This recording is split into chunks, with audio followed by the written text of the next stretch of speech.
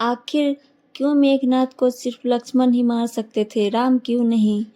दोस्तों, रामायण काल के ऐसे कई रहस्य हैं जिन्हें बहुत ही कम लोग जानते हैं। भारतीय संस्कृति के मार्गदर्शक स्वरूप महाग्रंथों में वाल्मीकि द्वारा रचित रामायण के एक अनुपम महाकाव्य स्मृति का अंग है। शास्त्रों के अनुसार यह अधर्म पर धर्म की विजय व धर्म के पुनर्स्थापना की गाथा के रूप में वर्णित की गई है। रामायण में वर्णित राम का वनवास, सीता हरण और सीता की वापसी हेतु राम व रावण का धर्म युद्ध क्रमशः मेघनाद व वध भी स्वर्ण रूप से सुशोभित है। कहते हैं कि मेघनाथ और लक्ष्मण का युद्ध अत्यंत दर्शनीय था, क्योंकि मेघनाथ बहुत ही प्रबल योद्धा था।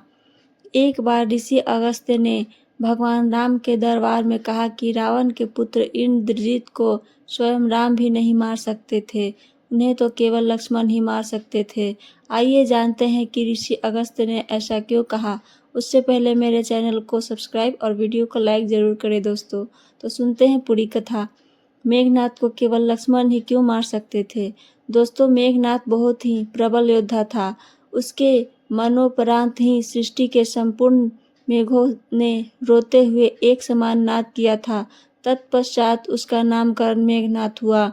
उसके पास नागपाश रूपी ऐसा शस्त्र था जिससे वह अदृश्य होकर राम लखन सहित पूर्ण सेना पर बादलों के पीछे छुपकर वार कर सकता था। वह भली भांति जानता था कि संसार में किसी भी साधारण मनुष्य के हाथों उसका वध संभव नहीं है।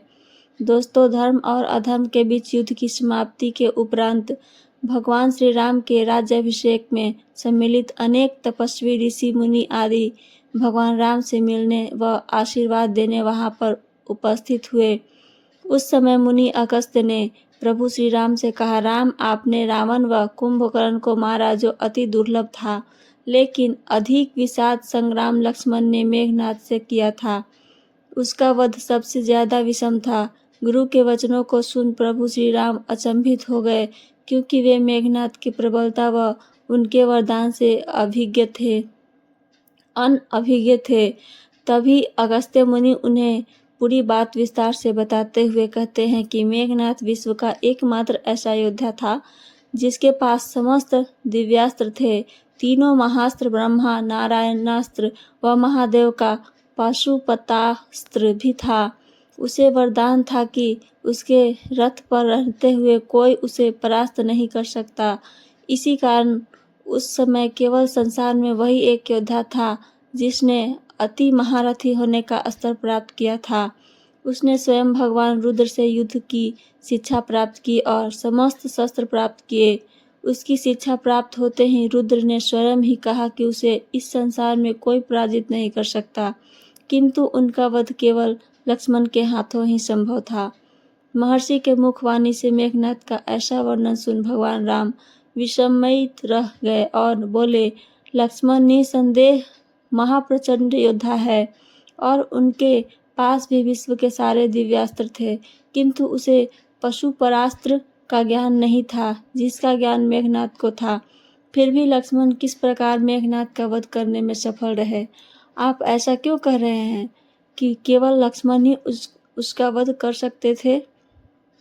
इस पर अगस्त्य मुनि ने कहा, आपका कथन सत्य है। जितने दिव्यास्त्र मेघनाथ के पास थे उतने ही लक्ष्मण के पास थे, किंतु मेघनाथ को एक वरदान प्राप्त था। एक बार देवासुर संग्राम में रावण को इंद्र द्वारा बंदी बना लिया गया।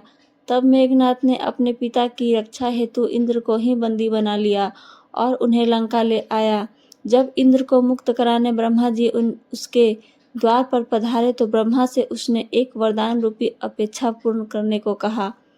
अपने प्राणों की रक्षा व अमर रहने हेतु उसने यह वरदान मांगा कि मुझे वही मार सकेगा जिसने 14 वर्षों तक ना तो भोजन ग्रहण किया हो, ना ही किसी स्त्री का मुख देखा हो और ना ही निद्रा का आहार ग्रहण किया हो। उसके वरदान की मांग को पूर्ण कर ब्रह्मा जी ने इंद्रदेव को मेघनाथ की गिरफ्त से मुक्ति प्रदान की। श्री राम बोले, मैं वनवास काल में 14 वर्षों तक नियमित रूप से लक्ष्मण के हिस्से का फल फूल देता रहा। उन्होंने कहा कि मैं सीता के साथ एक कुटी में रहता था। बगल की कुटी में लक्ष्मण थे। फिर सीता का मुख भी न देखा हो और 14 वर्षों तक सोए न हो, ऐसा कैसे संभव है? अगस्त्य मुनि ने सारी बात समझकर मुस्कुराए। प्रभु से कुछ छिपा है भला? दरअसल सभी लोग सिर्फ राम का गुणगान करते थे, लेकिन भगवान चाहते थे कि लक्ष्मण के तप और वीरता की चर्चा भी अयोध्या के घर घर में हो। अगस्त्य मुनि ने श्री राम से कहा कि क्यों न लक्ष्मण जी से यह पूछ लिया जाए। लक्ष्मण जी आए तो राम जी ने कहा कि आपसे जो पूछा जाए उसे सच सच कहिएगा। प्रभु ने पूछा, हम तीनों 14 वर्षों तक साथ रहे, फिर तुमने सीता का मुख कैसे नहीं देखा? फल दिए गए और फिर भी अनाहारी कैसे रहे और 14 साल तक सोए नहीं, यह कैसे हुआ? तब लक्ष्मण जी ने बताया, भैया, जब हम भाभी को तलाशते हुए ऋष्यमुख पर्वत पर गए थे तो सुग्रीव ने हमें उनके आभूषण दिखाकर पहचानने को कहा था।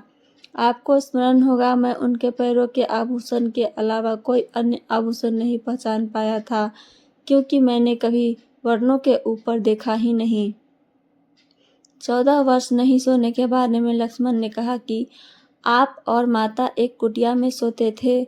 मैं रात भर बाहर धनुष पर बाण चढ़ाए पहरेदारी में खड़ा रहता था। निद्रा देवी ने मेरी आंखों पर पहरा करने की कोशिश की तो मैंने निद्रा को अपने बाणों से वेध दिया था।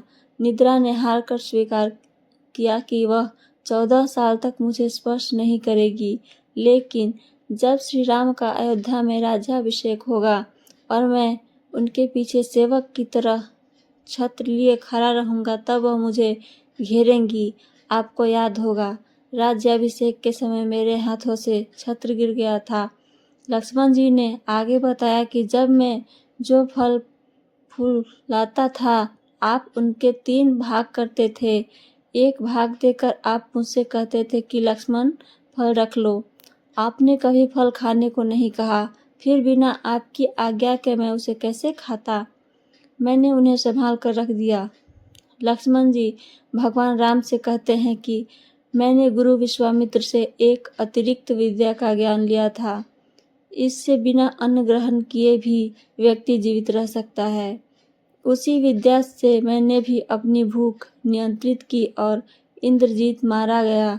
यह सुनते ही प्रभु फिर से भाव विभोर हो उठे और लक्ष्मण जी को गले से लगा लिया। हमारी कहानी अच्छी लगी हो तो मेरे चैनल को सब्सक्राइब और वीडियो को लाइक ज़रूर करें। धन्यवाद।